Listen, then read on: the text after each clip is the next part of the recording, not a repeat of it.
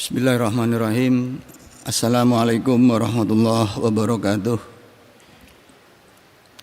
Alhamdulillah rabbil alamin, wassalatu wassalamu ala asyrafil anbiya wal mursalin sayyidina Muhammadin wa ala alihi wa sahbihi ajma'in. Amma ba'd. Qala Allah ta'ala fil Qur'anil Karim, hatta idza ala wadin namli qalat namlatun ya ayyuhan namlu udkhulu masakinakum la yahtimannakum Sulaimanu wa junuduhu wa hum la yash'urun. Shadaqallahul azim.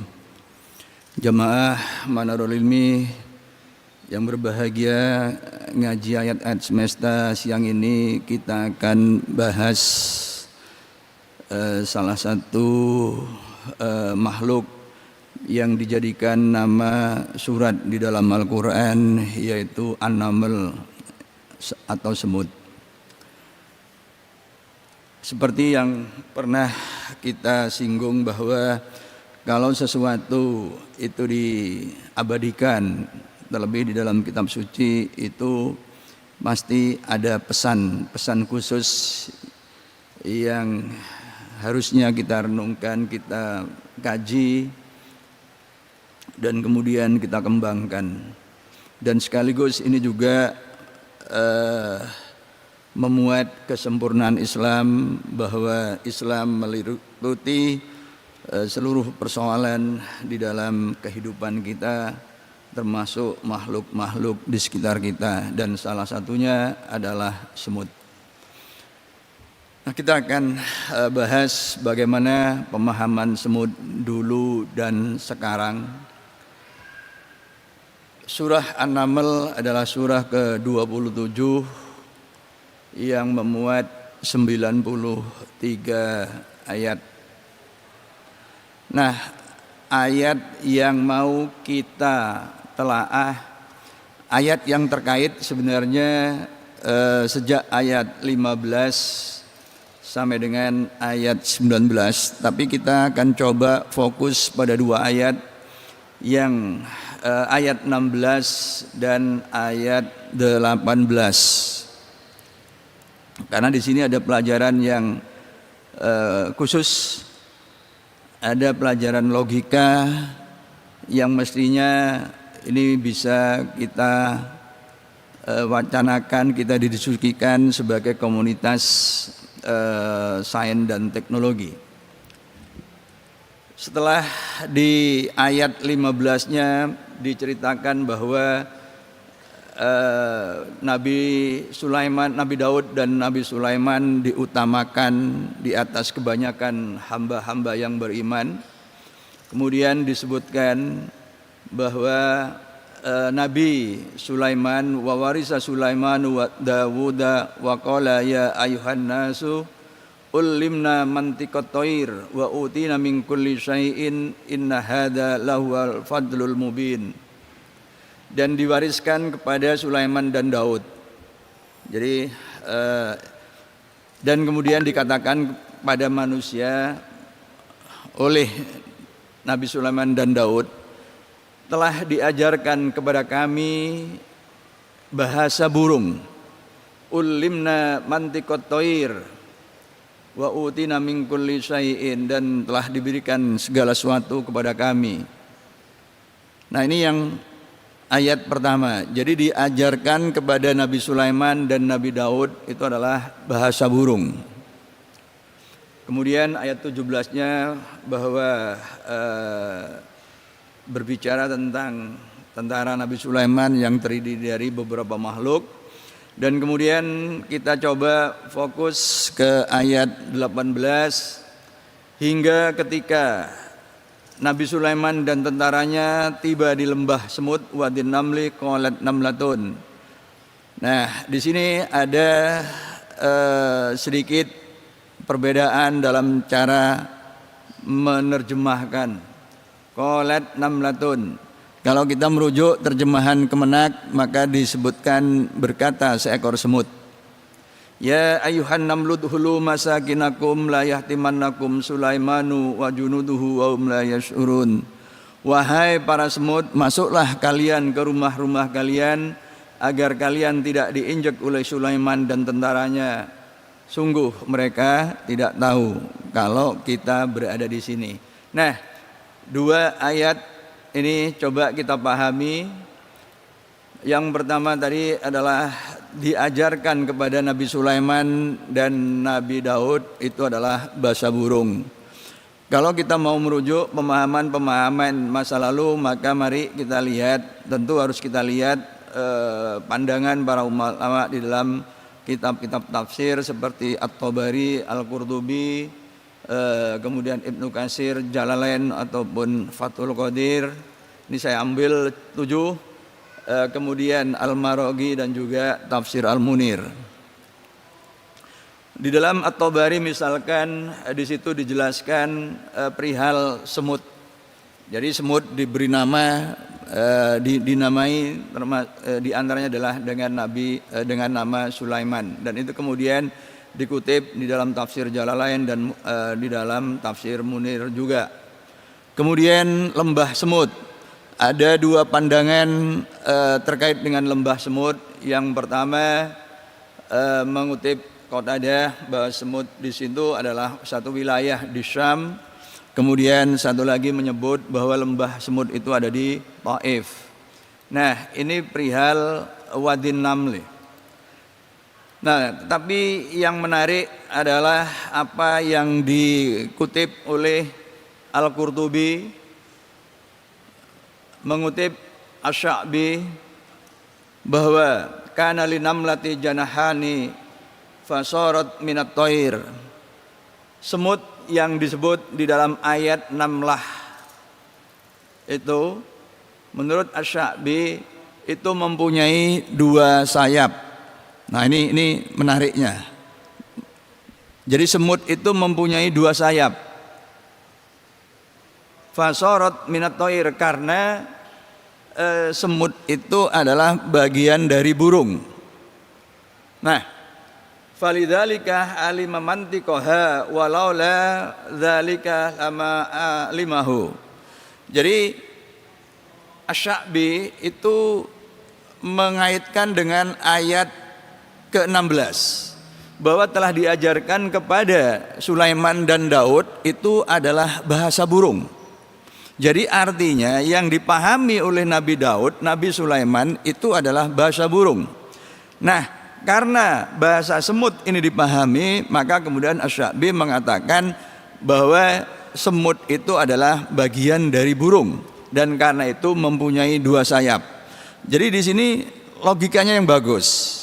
Jadi bagaimana satu ayat dikaitkan dengan ayat yang lain dan kemudian ditarik kesimpulan di situ bahwa burung itu mempunyai dua sayap. Nah, ini pandangan, ini tafsir ini ditulis di pertengahan abad ke-7 Hijriah.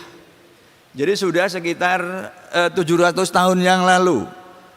Bahwa seorang ulama berpandangan bahwa seekor semut yang dikutip, yang disebutkan di dalam surah An-Naml ayat 18 itu mempunyai dua sayap. Ya. Nah, ini mungkin ini semacam lompatan pemikiran. Bisa kita pahami seperti itu. Nah, kemudian lebih lanjut lagi Al-Qurtubi mengutip Imam Zamakhsyari ya, bahwa semut yang berbicara itu jaraknya sekitar 3 mil dan semut yang berbicara itu dalam kondisi yang sedang sempoyongan, yaitu tamsi wahya arja'u tatakawas. Jadi berjalan sambil oleng, layaknya orang yang tidak sadar diri, seperti orang mabuk. Kemudian sambil ngomong. Nah, jadi semutnya itu berjarak 3 mil. Kalau 3 mil kita pahami 3 mil yang sekarang berarti sekitar 4,5 kilometer. Nah, ini kenapa bisa demikian? Nah, ini pemahaman semut di masa lalu.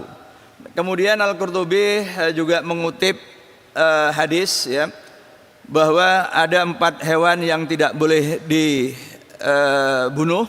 Salah satunya adalah semut. Itu.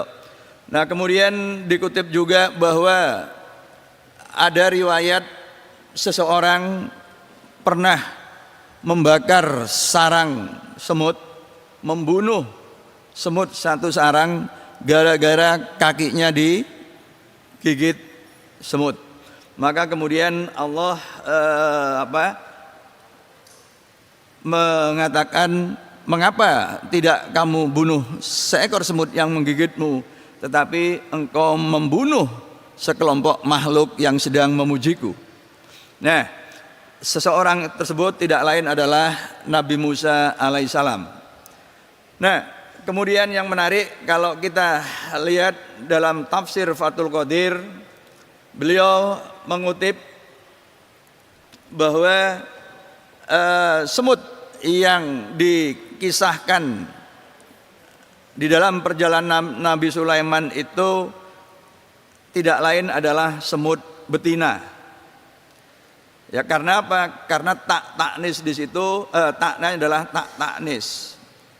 Nah, meskipun kemudian Abu Hayyan itu menyangkal dan tidak menyukai pandangan ini. Nah, terlepas dari suka dan tidak suka pandangan bahwa semut itu betina, karena menurut Abu Hayyan itu tidak memberi manfaat. Nah, mungkin kita justru di era ini mendapatkan manfaat ya, dengan penegasan bahwa semut itu adalah semut betina, begitu. Nah, mari kita lihat pemikiran dunia modern tentang semut ini. Nah, kalau kita kembali ke ayat 18 surah An-Naml surah ke-27 tadi, judul suratnya adalah An-Naml, kemudian Wadin Naml, lembah semut, kemudian Qalat Namlatun, ini ada kata semut lagi, dan kemudian ya ayuhan naml, wahai para semut. Jadi di sini ada 4 kata semut. 1 sebagai judul surat, kemudian 3 di ayat ke-18. Tapi menariknya adalah bahwa kata semut yang di tengah ini itu menggunakan redaksi namlatun, ya, bukan namlun. Nah, jadi ini berbeda dari kata semut yang lain. Tentu kemudian pertanyaannya, mengapa redaksinya dipilih Qalat Namlatun? Bukanlah Allah mempunyai kewenangan, mempunyai hak penuh untuk memilih redaksi yang tepat? Nah, faktanya ayat ini menggunakan redaksi Qalat Namlatun. Ini adalah jumlah fi'liyah. Nah, Qalat Namlatun, ya. Mari kita, ini seperti yang saya sebutkan tadi, kalau kita merujuk terjemahan bahasa Indonesia yang umumnya merujuk pada terjemah Kemenak, itu diartikan berkata seekor semut. Jadi tak marbutohnya menunjuk itu semut tunggal, begitu. Nah, padahal jadi kalau jumlah fi'liyah, maka fi'ilnya tetap apapun fa'ilnya, apakah mufrad, tunggal, musanna, 2 atau jamak, gitu. Berbeda kalau kalimatnya kalimat ismiyah, maka fi'ilnya mengikuti mubtada'nya, ya. Jadi khabarnya akan mengikuti mubtada'nya. Nah, tetapi kalau kita lihat di kamus, memang kata semut, apakah namlun itu, karena sebagian mufassir menyebutkan bahwa namlun itu adalah jamak, ya ayuhan naml, itu berarti wahai para semut, begitu, ya. Tetapi memang kalau kita lihat di tafsir, jadi di sini namlun jamaknya nimalun, itu. Tapi kalau mufradnya adalah namlatun, jamaknya adalah namlun. Nah ini, ya. Jadi artinya pemahaman tentang pengertian tentang namlun, apakah dia isim tunggal atau jamak, itu mempunyai makna yang tidak unik. Tapi mari kita lihat sekarang penggunaan kata namlatun di sini. Namlatun itu adalah namlun ditambah tak marbutoh. Tak marbutoh kita tahu bahwa dia adalah tanda untuk isim mu'annas. Jadi di dalam bahasa Arab, kata benda itu mengenal kelamin, gender.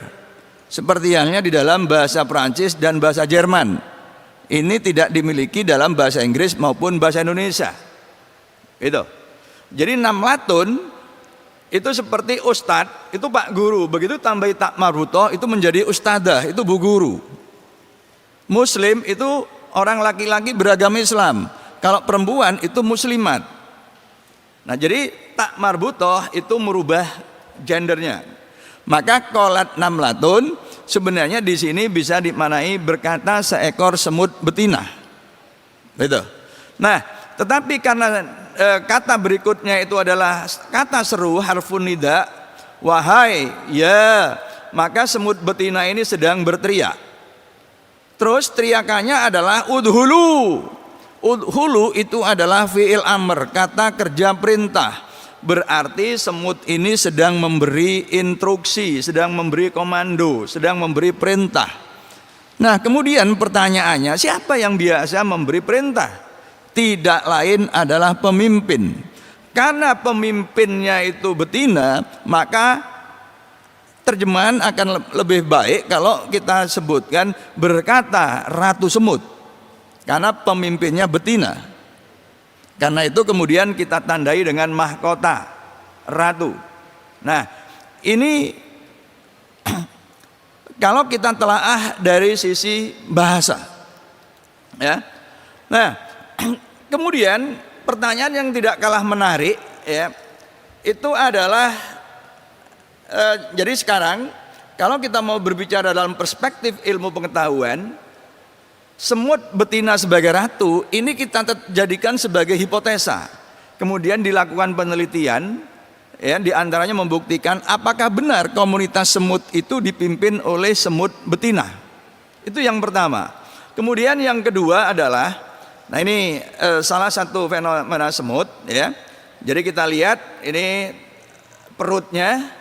Nah, ini semut yang sedang nyeruput madu begitu, sehingga kemudian perut semutnya terus membesar, ya. Ini. Nah, dunia modern itu biologi telah menelaah, ya, di negara maju sana sudah mengidentifikasi spesies-spesies semut yang ada sekitarnya. Jadi ini mungkin juga tantangan bagi biolog muslim, biolog yang ada di katakanlah di ITS, bagaimana kitab sucinya ini juga menjadi pedoman dalam melakukan riset begitu. Nah, ini aneka semut yang telah diidentifikasi oleh zoolog di Eropa dan Amerika sana, ya. Nah, kemudian ini adalah anatomi dari semut. Sejak kepala kemudian sampai di perut di belakang, ya, ada 6 kaki begitu. Nah, pertanyaan berikutnya adalah kenapa yang dipilih itu semut? Bukankah ketika Nabi Sulaiman tiba di lembah semut, di tempat itu banyak hewan yang lain, bukan hanya semut? Misalkan saja orong-orong, ya, kecoa, tengu, kunang-kunang, undur-undur. Maka kemudian kita sah bertanya, kenapa, ya, para di dalam ayat itu dan juga nama surat ini tidak dipilih misalkan surat al-orong-orongu atau surat al-kecoa'u, begitu. Dan kemudian orong-orong dan kecoa dinarasikan di dalam surah tersebut, menggantikan surah ayat 18 misalkan. Nah, tetapi karena sudah dipilih, berarti semut itu pasti mempunyai keutamaan. Nah, tugas menyibak keutamaan dari semut itu adalah tugas kita sebagai khalifahnya, sebagai wakilnya di muka bumi. Inilah sebenarnya pesan yang disampaikan di dalam kitab suci kita. Sebagai apapun kita, termasuk kita sebagai ilmuwan, sebenarnya ada pesan dari kitab suci. Nah, karena semut sudah dipilih, kita yakini mempunyai keistimewaan, mari kita lihat apa yang telah diketahui oleh para ilmuwan. Yang pertama, semut adalah hewan pekerja keras dan mampu mengangkut objek-objek yang jauh lebih besar dari dirinya, sehingga kemudian semut disebut sebagai makhluk paling kuat. Nah, kemudian terkait dengan Sya'bi, pandangan Sya'bi yang dikutip oleh Imam Qurtubi di dalam tafsirnya, bahwa semut itu mempunyai dua sayap. Mari kita lihat biologi modern, bahwa ternyata biologi semut itu mempunyai hierarki, mempunyai organisasi, dan memang betul semut itu dipimpin oleh ratu. Dan nyatanya ratu semut itu memang mempunyai dua sayap. Nah, ini hasil temuan ya biologi modern yang sudah disebutkan sekitar 8 abad yang lalu oleh Imam Asy-Sya'bi, yang bertumpu pada logika bahwa yang diajarkan kepada Nabi Sulaiman adalah bahasa burung. Jadi Nabi Sulaiman memahami bahasa burung. Nah, ketika kemudian semut itu berkata dan Nabi Sulaiman paham, maka Asy-Sya'bi menyimpulkan bahwa semut itu adalah bagian dari genus burung. Dan karena itu seperti halnya burung secara umum mempunyai dua sayap. Nah, ternyata sekarang kita tahu bahwa memang ratu semut itu mempunyai dua sayap. Nah,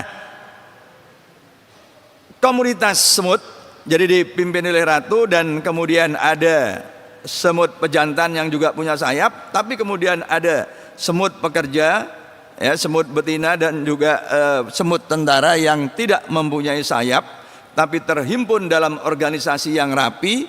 Dan tugas ratu itu adalah bertelur, dan ratu bisa berumur sangat panjang begitu. Dan telur dari semut itu merupakan harta utama dari semut.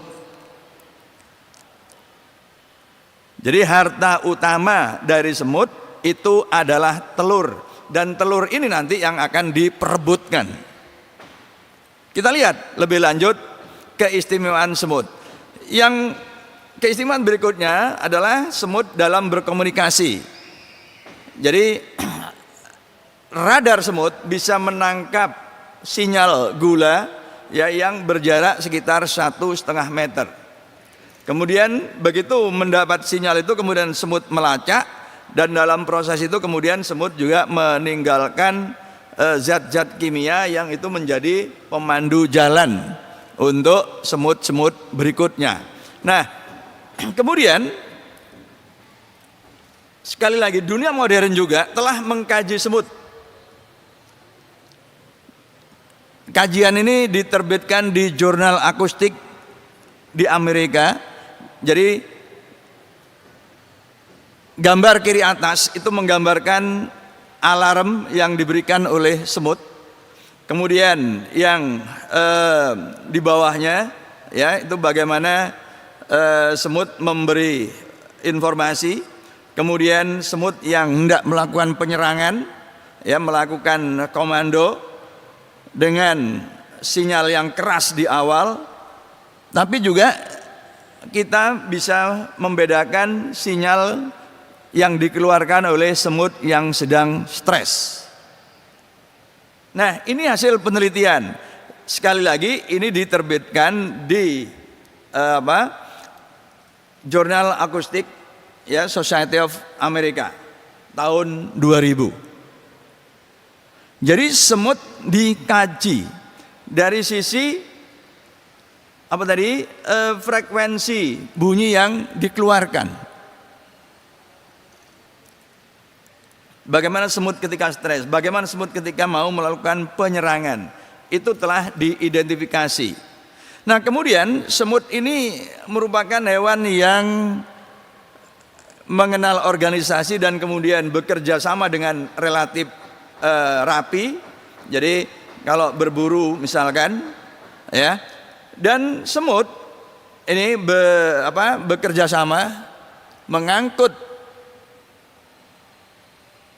barang yang jauh lebih besar dari dirinya, sehingga kemudian ilmuwan menyebut sebagai makhluk paling kuat dengan ukuran bahwa bebannya itu adalah rasio terhadap tubuhnya, begitu.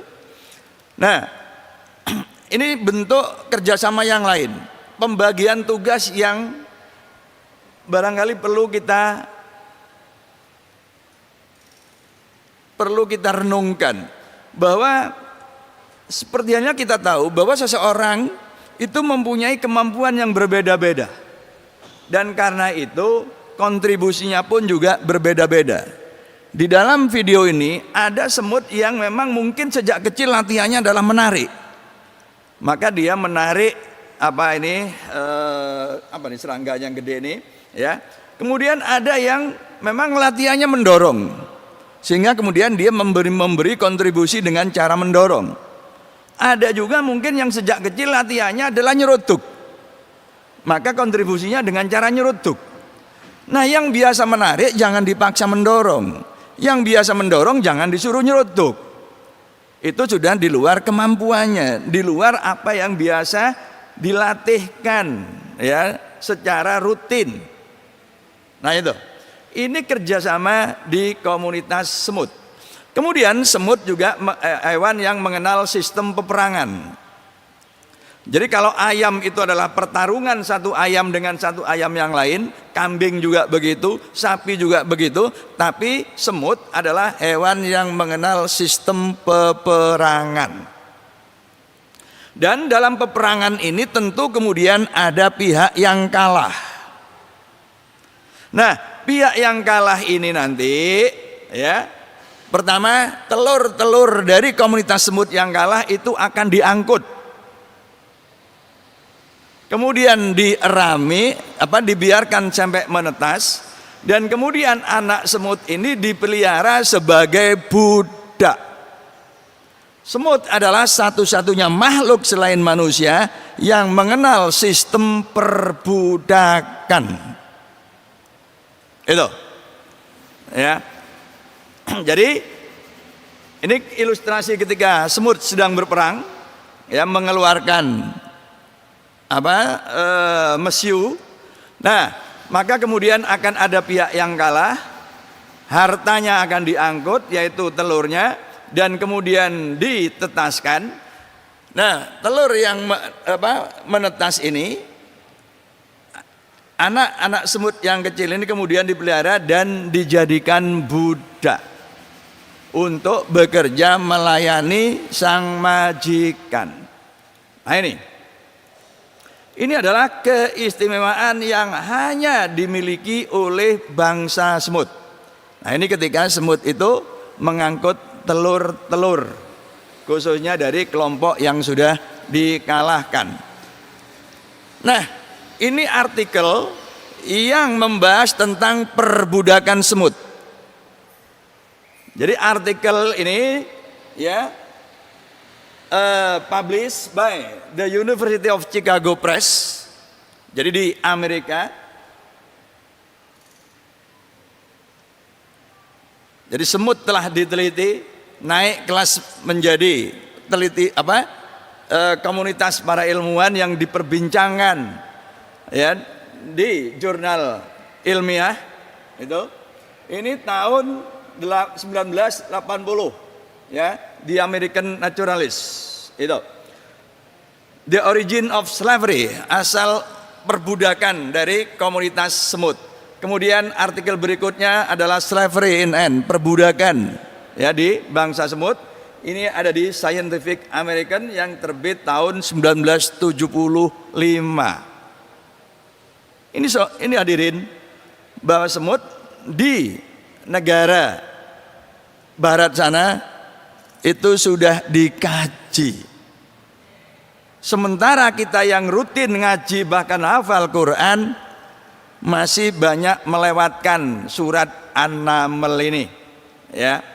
Nah, selain mengenal sistem perbudakan, semut juga mengenal sistem beternak. Hadirin, kalau kita di rumah kita ada pohon jambu, pohon jeruk, ya, pohon rambutan, pas musim basah begitu, biasanya di situ di daun-daun itu ada jamur yang warna putih, di situ ada hewan kecil yang nama latinnya Aves. Nah, hewan ini menghasilkan cairan yang manis, tapi hewan ini juga malas. Semut tahu itu, karena itu kemudian semut memanfaatkan. Ya. Jadi di waktu-waktu tertentu semut itu akan mendatangi lalu memerah cairan itu. Begitu secara rutin sampai akhirnya semut jamurnya itu sudah mulai mengering, dengan kata lain wilayah itu sudah tandus, maka semut akan memindahkan Aves itu ke tempat lain. Jadi semut adalah hewan yang juga beternak seperti manusia. Nah, inilah keistimewaan yang dimiliki oleh semut, sehingga wajar kalau kemudian semut diabadikan menjadi bagian dari perjalanan Nabi Sulaiman dan kemudian dijadikan menjadi salah satu nama surat di dalam Al-Quran, yaitu surah An-Naml, surah ke-27. Rabbana ma khalaqta hadza batila subhanaka faqina adzabannar fastabiqul khairat. Assalamualaikum warahmatullahi wabarakatuh.